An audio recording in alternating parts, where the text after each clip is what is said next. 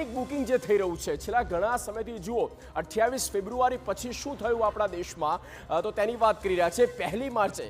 પહેલી માર્ચે 70 લાખ બુકિંગ થયા। આ એલપીજી એટલે કે રાંધણ ગેસ માટે જે વપરાય છે તેની વાત કરીએ। 1 માર્ચે આ 70 લાખ બુકિંગ થયા, ત્યારબાદ 6 માર્ચ એટલે પાંચ દિવસ પછી 60 લાખ વધુ બુકિંગ આવ્યા। 6 માર્ચ પછી 10મી માર્ચની વાત કરીએ તો 10મી માર્ચે 69 લાખ બુકિંગ આવ્યા। એટલે એક રીતે આ બુકિંગનો જે ગ્રાફ છે તે જુઓ કઈ રીતે વધ્યો છે, આટલા નોર્મલ ડેઝમાં નથી હોતા।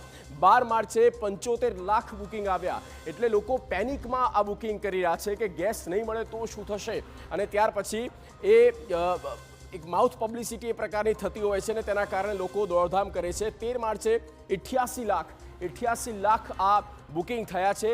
આ આંકડો જે છે તે દર્શાવે છે કે લોકો ચિંતામાં, ભયમાં, ફિયરમાં આવીને આ પેનિક બુકિંગ કરી રહ્યા છે। હકીકતમાં એવું છે નહીં જે કેન્દ્ર સરકાર દ્વારા કહેવામાં આવ્યું તે પ્રમાણે।